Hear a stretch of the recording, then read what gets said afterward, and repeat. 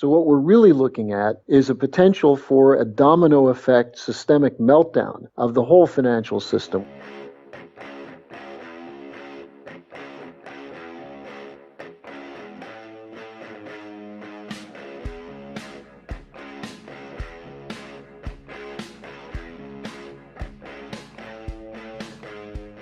Hi, and welcome to the X22 Report Spotlight. Today we have a returning guest, Harley Schlanger. Harley is a historian, a national spokesman. He's been covering the financial industry since the 80s for LaRouche-Pac. That's LaRouchePac.com.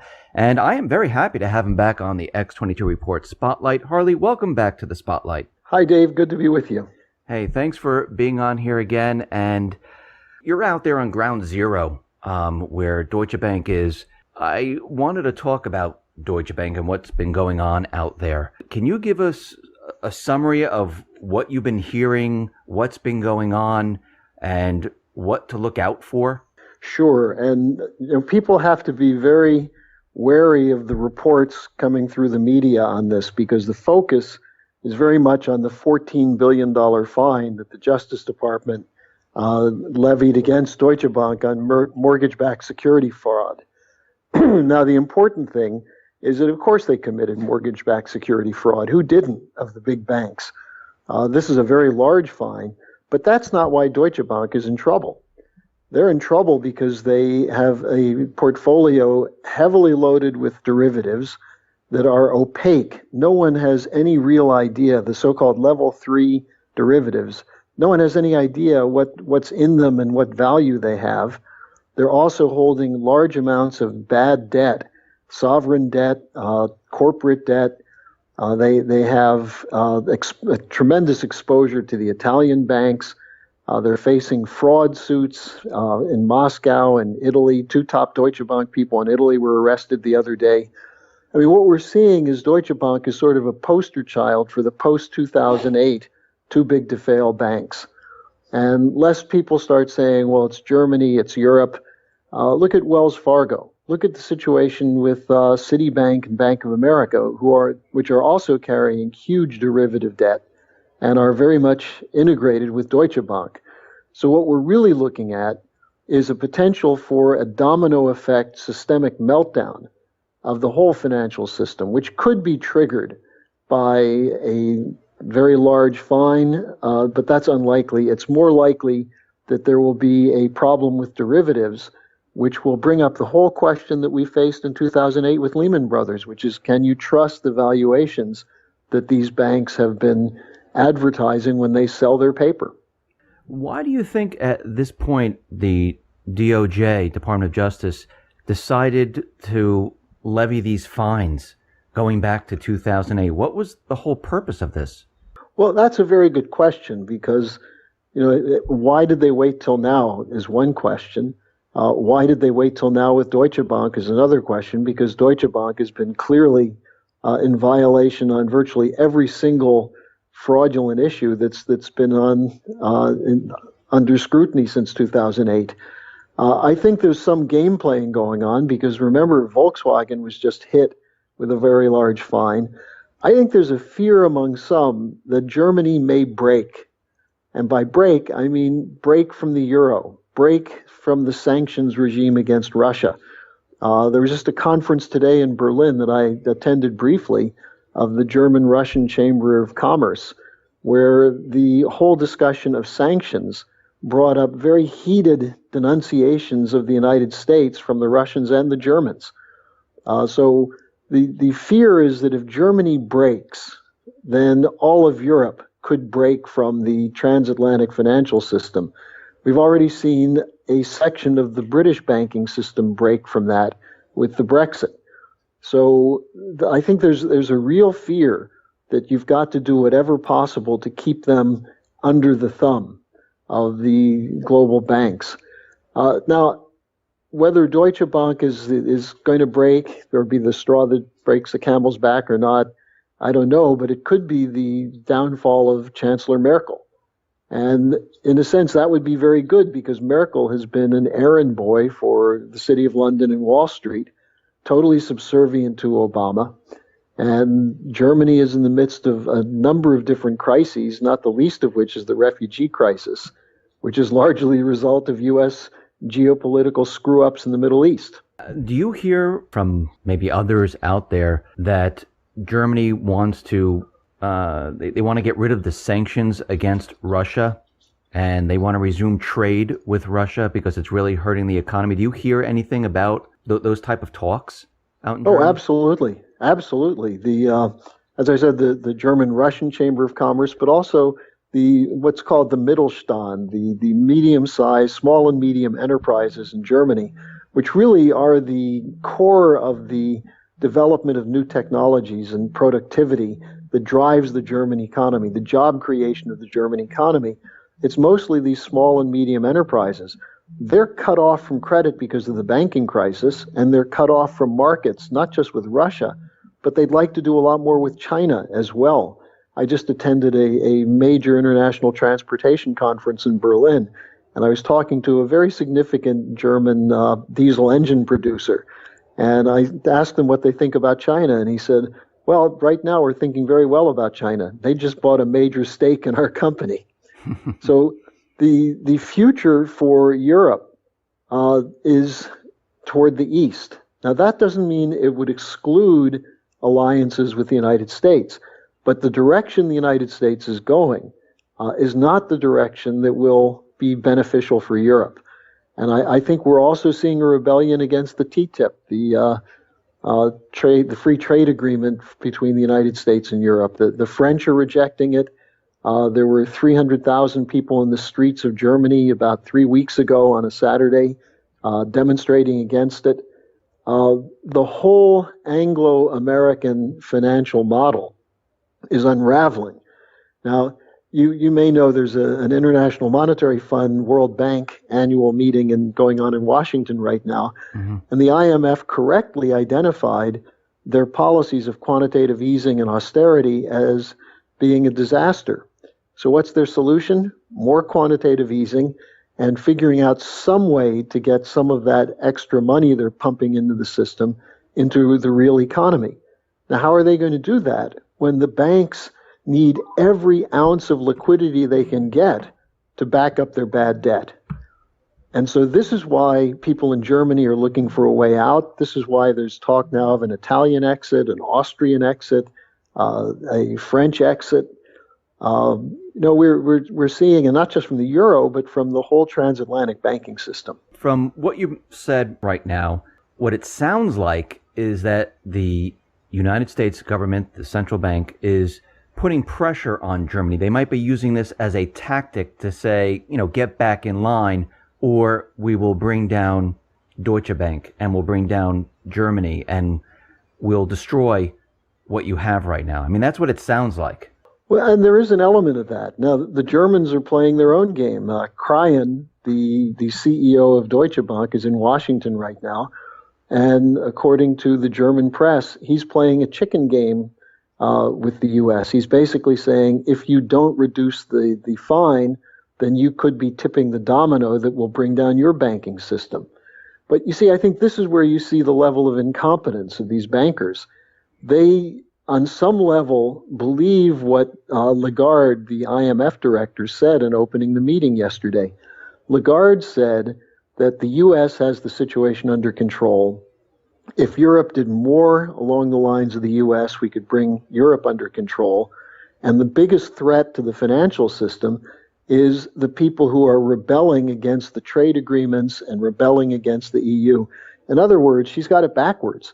She's saying that people are rebelling and causing the crisis, as opposed to recognizing that the rebellion, which is universal. I mean, this is what the 2016 election campaign in the U.S. showed, the absolute hostility of most of the population toward the establishment. People know there's something wrong, but they don't know how to deal with it. And what you see among the bankers is the arrogant belief that they can still control things from the top and that they can use the fear of a banking crisis to force the politicians in line. And I think people should be afraid of this banking crisis. I mean, you could have pension funds wiped out on a much larger scale than 2008. And this is something that LaRouche has been emphasizing for the last years, that people who think their pensions are safe have obviously forgotten what happened to their 401k in the fall of 2008. William White, the former chief economist for the Bank for International Settlements, told a gathering the other day that if we don't wipe out some of this uncollectible debt and take it off the books of banks, then governments or the depositors in these banks are going to be held liable for the losses, which means your deposit under a bail-in provision could be seized. That's in the Dodd-Frank bill. That's in the EU single banking resolution mechanism.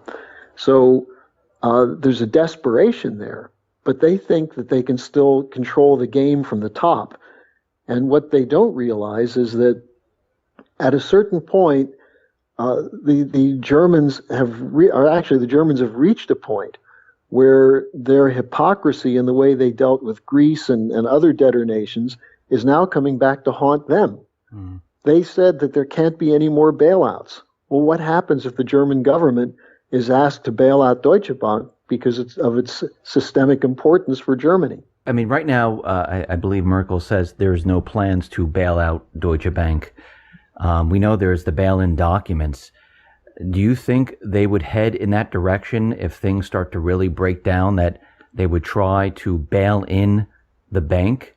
And if Deutsche Bank does go, how bad is this going to get? I mean, what type of chain reaction is this going to create? Well, right off the bat, Commerzbank, which is the number 2 bank in Germany, would probably go under. The Italian banking system, which is barely hanging on now, would be gone. It would be vaporized. BNP Paribas, Societe Generale in France, Royal Bank of Scotland, the leading British banks, they're all interconnected. JP Morgan Chase, Morgan Stanley, they're all interconnected. Now, Merkel, under pressure in an interview, said they're not going to bail out Deutsche Bank. But what's going on, and I have this from very top sources in Germany, is that the German government is working on a plan B and a plan C. And they need 2 plans, because if they do bail out the bank, and by bailout I mean a government bailout, mm-hmm. they're going to have some kind of plan to deal with the Italian and the French situation. Now, the other part of this is that you mentioned the bail-in, and we were talking about this before. Mm-hmm. Deutsche Bank would be foolish to start seizing deposits of its clients, which is what a bail-in is. And taking money from senior holders of their bonds and debt. Because if they did that, then nobody would trust Deutsche Bank. It would be the end of Deutsche Bank, and it would probably be the end of the banking system in Europe as we know it. The IMF and the EU, I mean, from this point, it looks like they're trying to push new rules to get rid of bad loans on the banks, where the banks would just, write off the bad loans, which in their view would help the banking system. Have you heard anything about these new rules that they want to implement? Well, this is another trick, because if they really wipe out the bad debt, it's going to trigger all kinds of counterparty agreements. And the clearinghouses put out a report recently that they couldn't handle the volume of write-off that's required. I mean, we're talking about writing off trillions of dollars of obligations. Now, that's what should happen. They should happen, and it should be done in an orderly fashion through restoring Glass-Steagall, forcing banks to get rid of their speculative casino operations. And under those circumstances, then governments could protect the central core banking of depositors and banks making loans for real production. But if you're talking about what they are talking about now, of taking some of the bad debt and putting it in special investment vehicles or in bad banks, mm-hmm. This is the Enron model from 2000. I mean, I don't know if people realize this, but Enron was advised by JP Morgan Chase and Citibank to create these things called special investment vehicles with the names like Chewbacca and things of that sort, where they created these debt modules, and they were given loans from banks to back them up. And then they started selling stock in them, or shares in them, not stock, but shares in them. And these things were just uh, landing places of uncollectible debt. And after Enron collapsed, Greenspan made that legal. And that's part of the Commodities Futures Modernization Act that allowed companies that have no business in commodities creating derivative contracts, banks, I should say, creating derivative contracts on holdings of copper and silver and things of that sort. So the whole system went haywire, and it started long before 2008.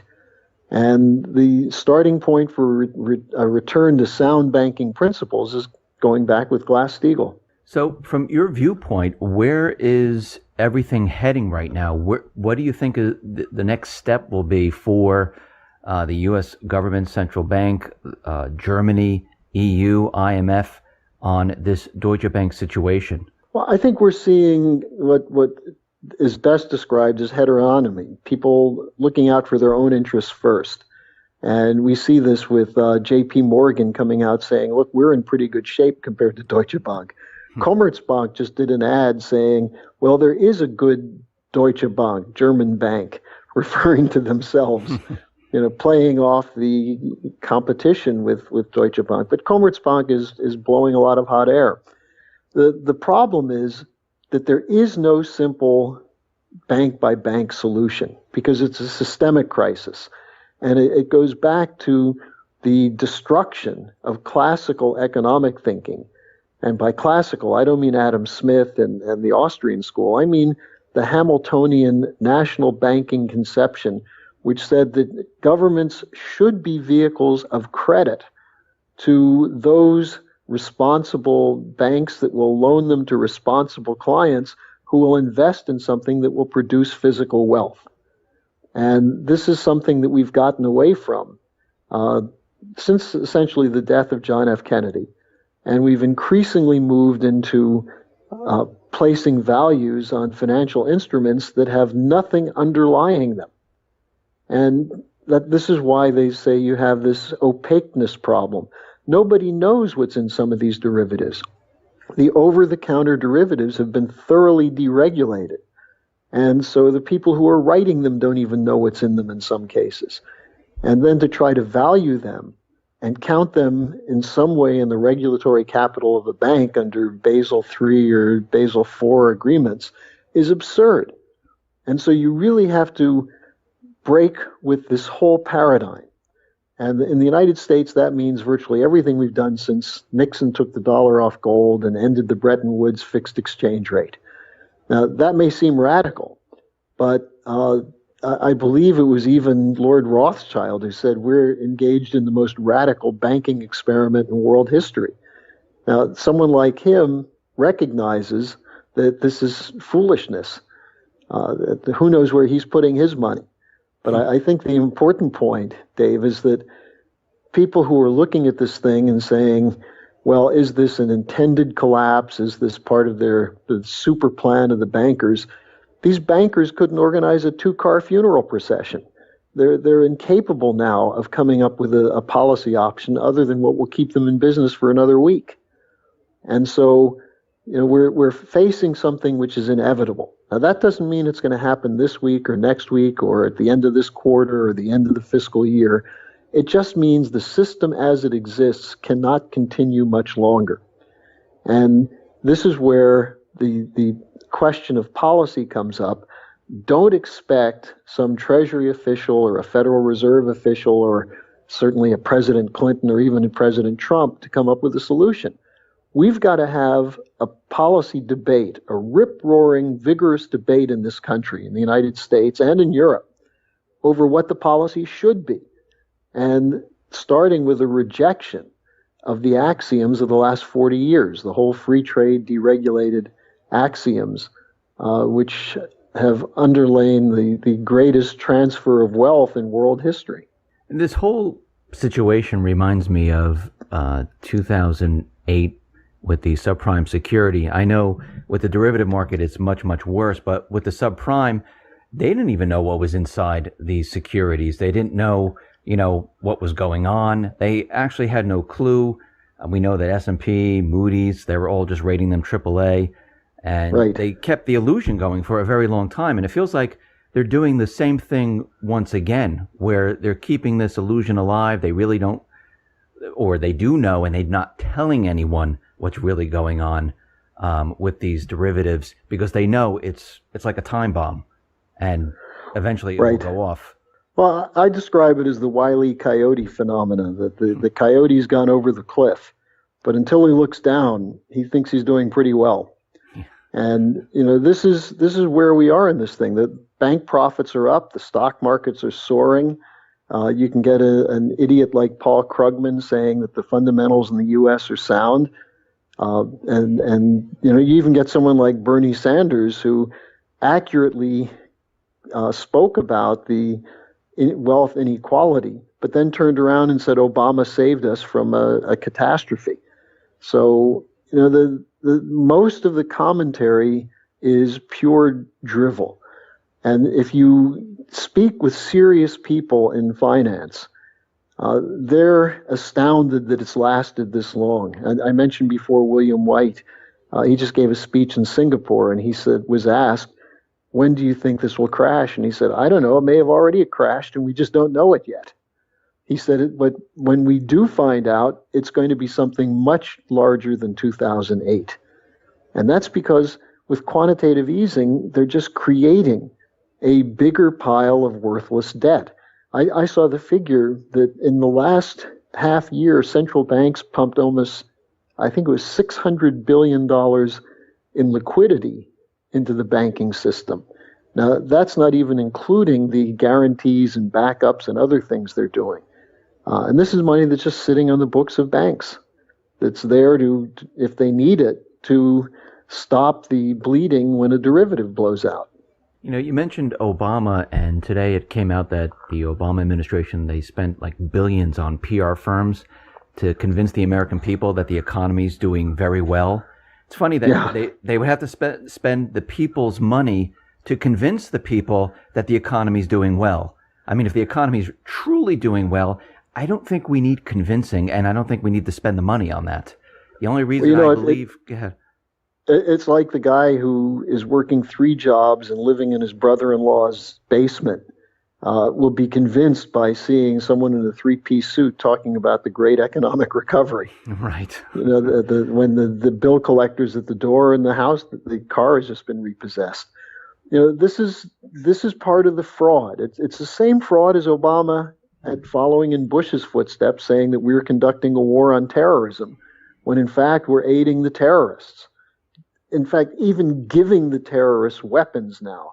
So, the looking glass war, or any one of the metaphors that you can use for what happens when a small group of people take power and take control and have no real blocks against them. The Congress is bought and sold. But the interesting thing I would add, though, going back to what I said earlier about a vigorous debate, we saw something that I think nobody would have expected, which is both the Democrats and the Republicans put a plank for Glass-Steagall in their platforms at their conventions. Now, on the Democratic side, Hillary Clinton did it despite most of her primary campaign talking against Glass-Steagall. Now she's also saying she's against the TPP. I don't think anybody can trust her as far as they can throw her. On the Republican side, there were people who had to fight to get the Glass-Steagall put in, but Trump himself intervened to make sure it stayed in the platform.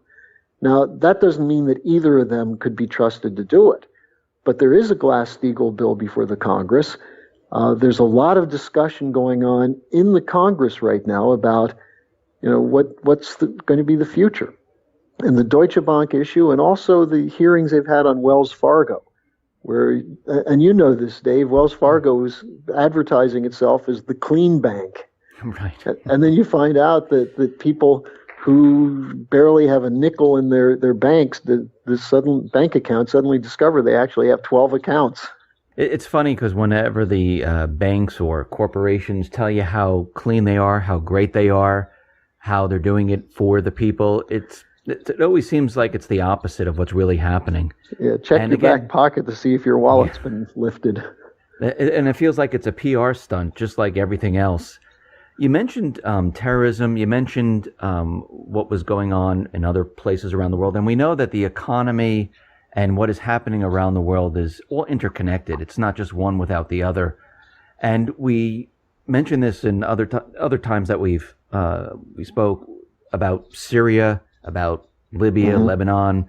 Now, Syria is a complete mess. Right now, it looks like Russia and the Syrian government, they're making a push to take back Aleppo. And I know Aleppo is a very strategic area, and the United States doesn't want to lose Aleppo. But what we're seeing right now is the U.S. is using a lot of propaganda because they're losing ground. Russia and the Syrian government, they're destroying the Islamic State. They're hitting al-Nusra. They're hitting al-Qaeda. I don't even think there are moderate rebels. I think they're just all terrorists. Yeah. I mean, what at this point, we know this is all also dependent on the petrodollar because they wanted to get into Syria, maybe then go into Iran, control the Middle East, keep the petrodollar propped up. What happens now? Where the U.S. going to do at this point? Because they're not even supposed to be in Syria. I mean, they're in Syria, mapping out a piece of Syria, building bases. The French are building bases in a sovereign country. The U.S. is there illegally in violation of international law. The Russians were invited in by the Syrian government. But you have this irony where you have a president who says that Assad should not be the leader of Syria. And as Sergei Lavrov, the Russian foreign minister, asked, when did Obama get Syrian citizenship and a right to determine who the president is? Look, this is an extension of a geopolitical doctrine which goes back to the Project for a New American Century, the neocons who were responsible for the Iraq War, the Paul Wolfowitzes, the Rumsfeld, and others. And what was their view? Their view is that with the end of the Cold War, no country or bloc of countries can be allowed to challenge the dominance of the U.S. and its allies in using free markets as a source of loot to prop up their banking system. And so that's what the idea is. That's what Obama says about why the TPP, the Trans-Pacific Partnership, instead of the Chinese proposals, because he said we have to write the rules.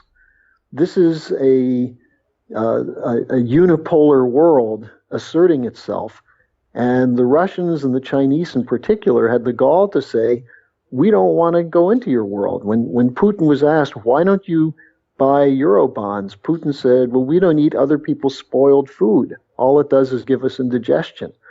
And even with the sanctions and everything else being done against Russia, the Russian economy is in relatively good shape. They have very little debt. They're starting to revive a machine tool sector and an industrial capability.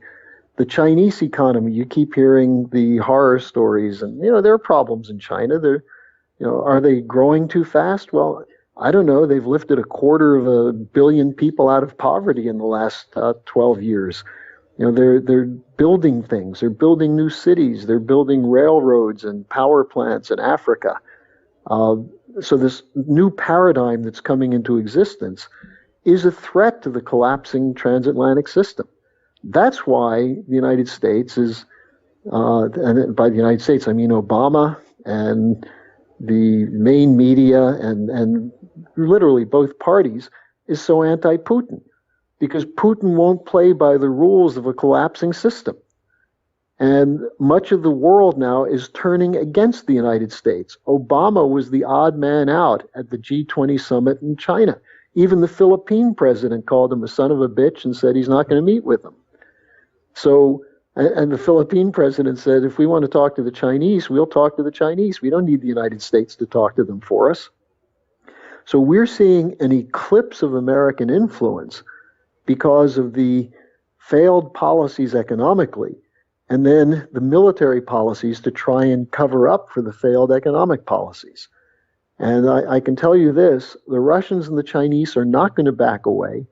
They saw what the U.S. did to pull off a coup in Brazil to get rid of Dilma Rousseff, but they're not going to drop the BRICS initiative. They're not going to drop the Asian Infrastructure Investment Bank.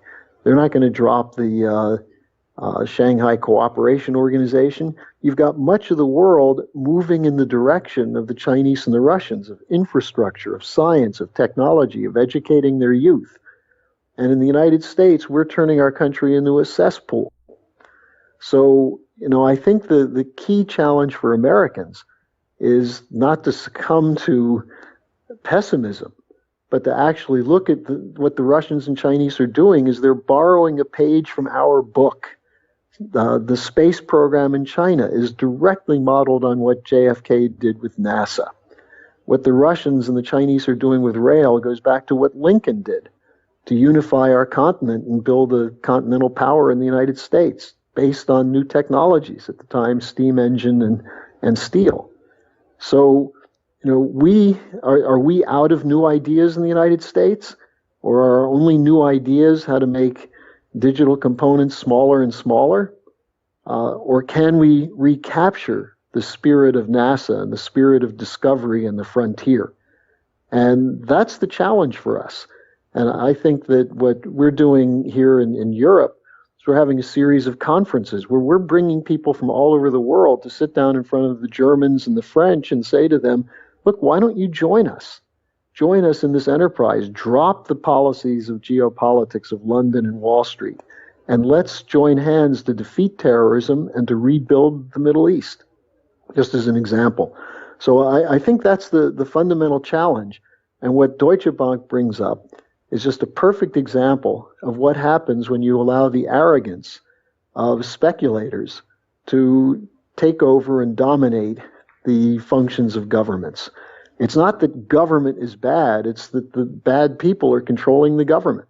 So how far do you think these bad people in government, people call them neocons, how far do you think they will go? Do you think they will start war if they don't get their way? Well, they already have. What do you think Libya was? Libya was a destruction of a country that was actually succeeding and working with us in the war on terrorism. Look what we did to Iraq. Saddam Hussein was not a great man, but in Iraq you had women as presidents of universities. You had a Christian who was the vice president of the country, Tariq Aziz. Assad protected the minority communities, and we've attacked them. We've said they're not democratic. They don't go along with us.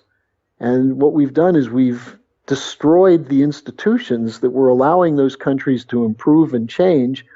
And look, we've been at war now for 15 years in Afghanistan. And look what we did in Ukraine, where we knocked out a democratically elected regime.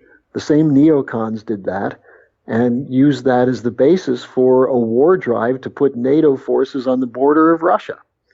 So, you asked the question, would we go so far as to going to war? We already have. We're risking World War III right now with the discussions going on between the Pentagon and the Obama administration, with full support of Hillary Clinton, of establishing a no-fly zone in Syria. If the United States goes to do that, are we going to start shooting down Russian jets in order to defend al-Qaeda terrorists in Aleppo?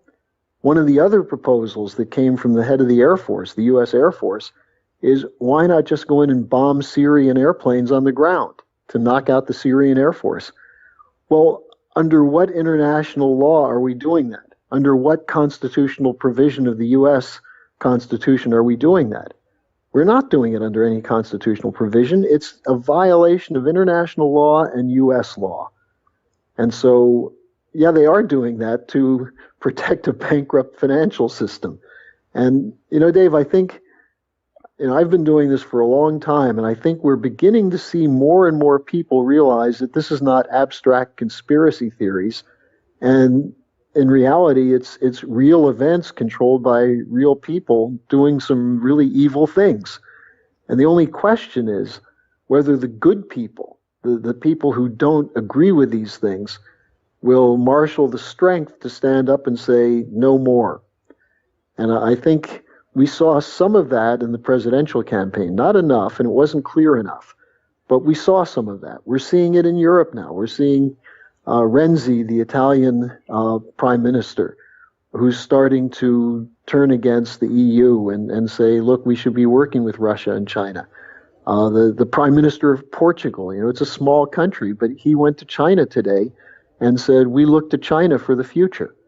The Greeks are doing the same thing. Africa is turning to China. India, which Obama is courting like crazy, is saying at best they're going to remain neutral, but they're part of the BRICS. They're working with the Asian Infrastructure Investment Bank. So we're losing. And the only thing that we have now is the world's largest and most powerful military. But we're pushing countries to the brink of war, and I mean nuclear war. And so this is where what sometimes people can't make the connection between finance and war. A lot of people say, well, war is a racket. I guess it was Smedley Butler who said that. And, right. They see the financial connections, but they don't really see how completely insane the paradigm is that's being protected by these weapons and these machines of war. So, this is a moment of truth for humanity. And, I think it's important to make this as clear as possible with people that you're not just talking about saving your pension fund by supporting Glass-Steagall and a Hamiltonian credit policy. You're actually talking about preventing a financial and possibly nuclear Armageddon from taking place. Harley, I agree with you, and I hope when the time comes, because I don't believe that these individuals will back down. I don't think they'll ever give up on their goal. They've never given up in Syria, where they were always looking to get rid of Assad. They just keep pushing and pushing and pushing. And I think if they don't get their way, they're going to push the U.S. and other countries right into World War III, like you said. And I'm hoping at that time that people start to realize what's going on, and there is a movement, just like the TPP, the TTIP, where there were protests around the world where they said, right. something, we don't want this. Hopefully, and I hope that people will see this and start to realize that we're heading to war, and people, not just here in the United States, but throughout Europe, because Europe is going to be on the front lines, that they all start to say, something, we're done with this. We cannot do what you want us to do, because this is not going to go well for anybody. And one of the interesting things that's happening is that there are voices now that are speaking up saying, it's a good thing Putin is the president of Russia, because he has not responded rashly to these provocations. Imagine if you had a drunk like Yeltsin sitting in the Kremlin now, or one of the hardcore right-wing Russian nationalists, because the Russians definitely see this. I mean, they're talking about something that they haven't seen in Ukraine, where you have a government that has openly avowed neo-Nazis in their defense department and their interior ministry, who are calling for the deployment of nuclear weapons to Poland and Ukraine to stop a Russian invasion. And the Russians know they're not about to invade those countries. They don't want to have to deal with the Ukrainian economy. No. So you have, thanks to Putin, we haven't had a war yet. And, I think we're beginning to see an appreciation for Putin. I just was talking to some people the other night in Berlin at a meeting, and this one guy just said, well, where are the leaders in the world? And as we were talking, he said, I see one leader, and it's Putin. And some of the people who know him were shocked that he said that, because a year ago he was a big anti-Putin guy. So I think we're seeing around the edges, we're seeing a recognition of the problem. And the question is, will people move to a clarion call for change? And what Lyndon LaRouche has represented for 60 years, 50 years. He just turned 94 last month. Wow. And he's still speaking out. He's still active. And what he just said recently, for example, is that the override of Obama's veto on JASTA, the hold the Saudis responsible for 9/11, the important thing on that is the American people spoke out again. They spoke out saying that when we have 3,000 people murdered, we want to know who did it. Don't cover it up. And we saw a similar vote, as you remember, in September 2008, when the Congress was stampeded initially to vote against the bailout. So right. If the American people realize the power they have, if they act, that we can force the Congress to turn against their pocketbooks and their monetary interests controlled by Wall Street. If we mobilize, and that's what we have to do, and I would urge your listeners, go to LaRouchePAC.com, study some of the articles we have there on the economy and on the new economic paradigm, because this is something that's real and it's something that's beckoning to us. And if we have the good sense to move with it, we can avoid the worst consequences that we're otherwise heading towards. Harley, I want to thank you for being on the X22 Report Spotlight. I really appreciate it. Thank you very much for coming on. It's my pleasure. I always enjoy talking with you, Dave, and your listeners are, I find some of their comments on the YouTube site and elsewhere provocative and interesting. And if I can shake them up a little bit, I'm happy to do it. Thank you very much for being on the Spotlight.